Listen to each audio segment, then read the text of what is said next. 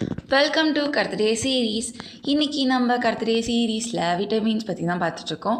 இன்றைக்கி நம்ம பார்க்க போகிற விட்டமின் என்னென்னா விட்டமின் கே.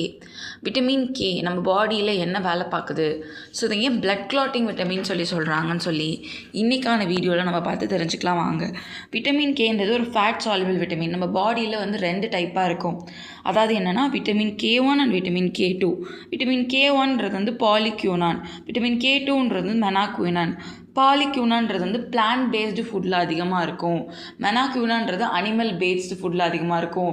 அதாவது செடிகள் தாவரங்கள் சார்ந்த வகையில் சாப்பாடு நம்ம எடுத்துக்கும் போது K1ம், இந்த மீட் அந்த மாதிரி சார்ந்த உணவுகள் எடுத்துக்கும் போது K2வும் நமக்கு கிடைக்கும் அப்படின்னு சொல்கிறாங்க. இந்த பிளட் கிளாட்டிங்க்கு இது ஏன் ஹெல்ப் பண்ணுது அப்படின்னு சொல்லி பார்க்கலாம். விட்டமின் கேன்றது பிளட் கிளாட்டிங் ஃபேக்டர்ஸை ஆக்டிவேட் பண்ணுறதுக்கு ஹெல்ப் பண்ணும் அப்படின்னு சொல்கிறாங்க. மொத்தம் ஃபேக்டர்ஸ் நம்ம பாடியில் வந்து 13 ஃபேக்டர்ஸ் இருக்குது. இந்த 13 ஃபேக்டர்ஸ் பற்றி நம்ம நெக்ஸ்ட் வீடியோவில் பார்க்கலாம். இதில் இம்பார்ட்டண்டான ஃபேக்டர்ஸ் என்னென்னா factor 2, factor 7, factor 9 and factor 10.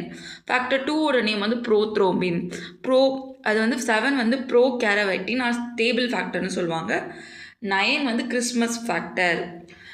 Factor 10 வந்து ஸ்டார்ட் பவர் ஃபேக்டர் அப்படின்னு சொல்லுவாங்க.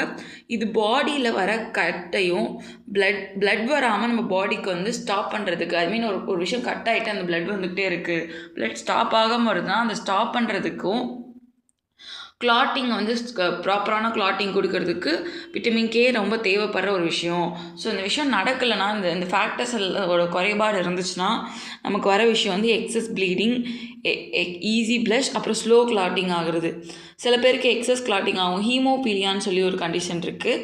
இதுவும் ஒரு பிளட் கிளாட்டிங் ஃபேக்டர். அதாவது நம்ம பிளட் கிளாட்டிங் ஃபேக்டர் 8ம் பிளட் கிளாட்டிங் ஃபேக்டர் 9 2 விஷயம் கம்மியாக இருந்துச்சுன்னா நமக்கு வந்து ஒரு இடத்துல அடிபட்டுச்சுன்னா ப்ளீட் ஆகிட்டே இருக்கக்கூடாது. நம்ம ஒரு மூவிஸ் சீனில் கூட பார்த்துருப்போம், அதரோட மூவிஸில் அவருக்கு இந்த ஒரு கண்டிஷன் இருக்கவரான அந்த அத்லட் பிளேயராக இருப்பார் அதில். ஸோ அதே மாதிரி நம்ம போன் ஹெல்த்துக்கு பார்க்கலாம்.